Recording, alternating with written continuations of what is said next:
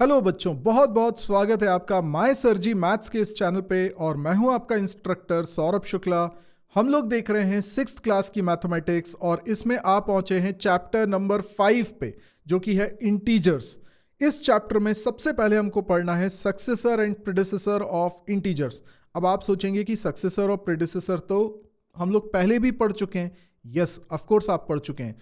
आपको काफ़ी कुछ चीज़ें पहले से पता है, इसलिए तो चीज़ें आसान होने वाली है। देखो ज़रा, सबसे पहले आप नंबर लाइन का कॉन्सेप्ट रिकॉल करो जो आपने प्रीवियस चैप्टर्स में देखा हुआ था। नंबर लाइन पे अभी तक आप क्या कर रहे थे? आप जीरो से स्टार्टिंग कर रहे थे और एक एक करके नंबर बढ़ाते जा रहे थे। 0 1 2 3 4, ये क्या थे? Whole numbers. होल नंबर्स को हम नंबर लाइन पे रिप्रेजेंट कर रहे थे, राइट? ये आपको अच्छे से आता है। लेकिन अब जरा ये सोचिए कि मैं अगर जानना चाहता हूं कि जीरो के पहले क्या है, तो जिस तरीके से जीरो के आगे बढ़ने पर एक एक नंबर बढ़ता जाता है, हम सोचेंगे कि जीरो के पहले क्या होता है। तो जीरो के पहले भी तो कोई नंबर होगा, उसके पहले भी तो कोई नंबर होगा, उसके पहले भी कोई नंबर होगा। तो यहां पर भी नंबर्स होने चाहिए, वही इक्वल गैप में ले रहा हूं। तो जीरो से पहले भी नंबर होगा 1, पर उस पे लगा देंगे साइन माइनस का। That is called negative number.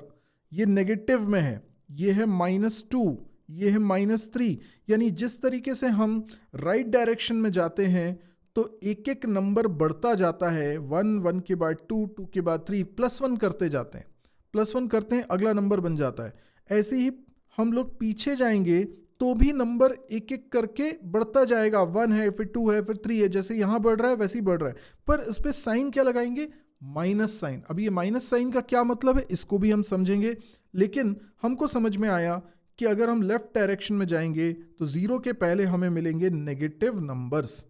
तो ये नंबर लाइन अब होती है कंप्लीट, जिसमें पॉजिटिव नंबर्स भी हैं, नेगेटिव नंबर्स भी है और बीच में जीरो भी है। ध्यान रहे, जीरो एक न्यूट्रल नंबर है जो ना पॉजिटिव में काउंट होता है ना नेगेटिव में काउंट होता है। तो 3 तरह के नंबर्स हो गए यहां पर: positive numbers, negative numbers and zero. अब देखिए, सब्ट्रैक्शन ऑन नंबर लाइन।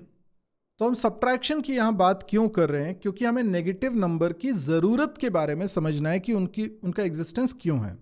तो अब आप देखिए, 8 - 13, आपने इसके पहले भी कुछ सवाल करे थे। थोड़ी देर के लिए सोचिए कि अगर आपको सवाल करना है 8 - 3, अगर ये करना होता तो आप नंबर लाइन पे देखते 8 कहाँ पर है, और उसके बाद इससे 3 स्टेप लेफ्ट में जाते, यानी बैकवर्ड जाते।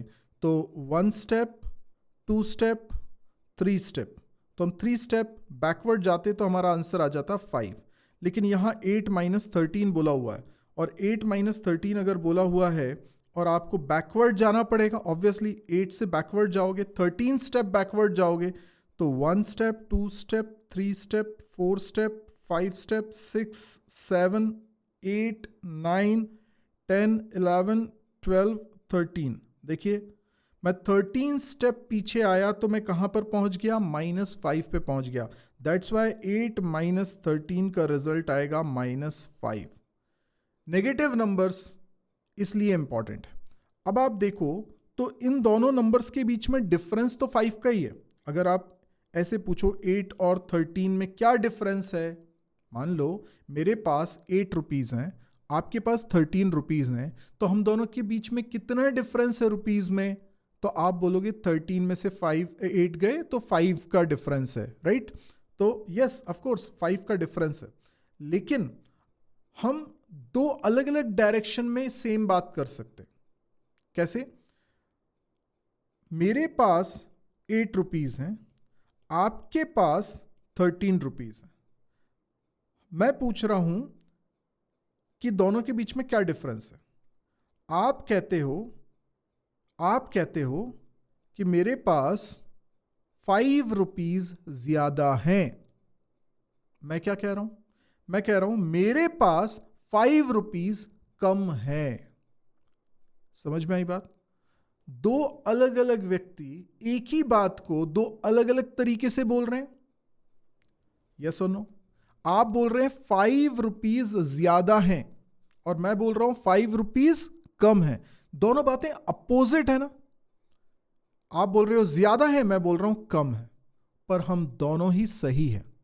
इट डिपेंड्स कि हम किस डायरेक्शन में देख रहे हैं। आप देख रहे हो 13 माइनस 8 और मैं देख रहा हूं 8 माइनस 13। बस यही डायरेक्शन का फर्क है और इसीलिए 8 माइनस 13 का रिजल्ट आ रहा है -5। तो माइनस सिर्फ ये डिनोट करता है कि you are working on opposite direction. बाकी वैल्यू तो इसकी 5 ही है, 5 स्टेप ही है, लेकिन डायरेक्शन इसका नेगेटिव है। तो इसलिए मैं बोल रहा हूं 5 रुपीज कम है, मेरी तरफ से मैं बोल रहा हूं 5 रुपीज कम है। सो माइनस का मतलब ये हो गया। सक्सेसर एंड प्रेडेसेसर बहुत ही इंपॉर्टेंट टॉपिक है और इसी को हम लोग आज कवर करने वाले। To find successor on number line we move 1 step forward. Successor यानी जो बाद में आता है। तो नंबर लाइन पे किसी भी नंबर का सक्सेसर निकालना है तो उसके एक स्टेप आगे वाला नंबर देखो, एक स्टेप फॉरवर्ड वाला, एक स्टेप राइट वाला नंबर देखो। और अगर प्रेडेसेसर देखना है आपको तो आपको नंबर लाइन में एक स्टेप पीछे जाना है, बैकवर्ड जाना है, लेफ्ट में जाना है। तो जैसे अगर आपसे बोला जाता है कि बताओ 4 का सक्सेसर कौन है, तो 4 का सक्सेसर है 5 और 4 का प्रेडेसेसर कौन है, तो 4 का प्रेडेसेसर है 3। करेक्ट है, समझ में आया। आपसे पूछता हूं कि बताओ 8 का सक्सेसर कौन है, तो आंसर होगा 9। 8 का प्रेडेसेसर कौन है, तो आंसर होगा 7। करेक्ट है। इसी प्रकार से अगर मैं पूछता हूं 0 का सक्सेसर कौन है, तो आप कहोगे 0 से एक स्टेप आगे मूव करेंगे तो 1 आएगा, तो 1 इज द सक्सेसर ऑफ 0। 0 का प्रेडेसेसर कौन है, तो 0 का प्रेडेसेसर हो गया -1, एक स्टेप पीछे आ रहे। तो चलिए, अगर बातें समझ में आई हैं तो आप बता सकते हैं सक्सेसर और प्रेडेसेसर इन नंबर्स के। आप वीडियो को पॉज करके आंसर निकालिए, उसके बाद फिर रिज्यूम करिए, मैं आंसर बताता हूं। तो देखिए यहां पर बहुत इजी हो गया है। 0 का सक्सेसर कौन है ये बताना है और प्रेडेसेसर कौन है ये भी बताना है। ठीक है, सक्सेसर हो जाएगा 1, प्रेडेसेसर हो जाएगा -1। नंबर लाइन पे सोचिए। इसी प्रकार से -10 का सक्सेसर और प्रेडेसेसर क्या होगा। अब आप जरा देखो, नंबर लाइन पे जहां कहीं भी -10 होगा, ठीक है, यहां कहीं 0 होगा, 0 के बाद -1 होगा, -2 होगा, तो ऐसे करते हुए इस जगह पर -9 आने वाला है, यस, और इस जगह पे -11 आने वाला है। तो मैंने कहा था सक्सेसर एक स्टेप आगे होता है, यानी टुवर्ड्स राइट होता है। तो सक्सेसर होगा -9 और प्रेडेसेसर होगा -11, एक स्टेप बैकवर्ड लेफ्ट की तरफ। -100 में -99 is the successor and -101 is the प्रेडेसेसर। कई लोग बड़े कंफ्यूज होते हैं इसमें, क्योंकि आपको लग रहा है अरे 100 से तो जी छोटा नंबर है। देखो ये 100 नहीं है, ये -100 है। जैसे मान लो आपने कुछ रुपए मेरे से उधार लिए। कितने रुपए उधार लिए? -100। मतलब आपने 100 रुपीज उधार लिए, तो आप उसको क्या बोल रहे हो कि आपके पास है -100। अब इसका क्या मतलब है? अगर आपके पास 100 रुपीज आएंगे तो वो तो आप मेरे को दे दोगे, तो आपके पास तो कुछ भी नहीं बचेगा। तो जब आपने 100 रुपीज कमाया तो आपके पास 100 रुपीज नहीं है, 0 रुपीज है। क्यों? क्योंकि आपके पास अभी 100 रुपीज का कर्ज है, डेट है। तो आपने मेरे से 100 रुपीज उधार लिए हुए हैं, तो अभी आपके पास है -100। ऐसा बोलेंगे, -100। अगर आपने मुझे 1 रुपया दे दिया, चुका दिया, तो अब कितने रुपए और देने बाकी हैं? 99 रुपीज। तो आप बेटर सिचुएशन में आ गए ना अब। तो आप एक ज्यादा क्या बोलते हो? -99। तो -99 is greater than -100। Got it? क्योंकि वो नेगेटिव में है।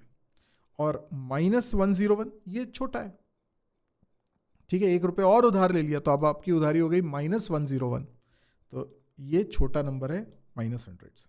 ओके, तो ये होते हैं सक्सेसर प्रेडेसेसर। आई होप आपको समझ में आए होंगे। इसके कारण आपको ग्रेटर वैल्यू और स्मॉलर वैल्यू निकालने में भी मदद मिलेगी। नंबर लाइन पे अब आप नेगेटिव नंबर को अच्छे तरीके से समझने लगे हो। आज के लिए इतना ही। Thank you, good bye.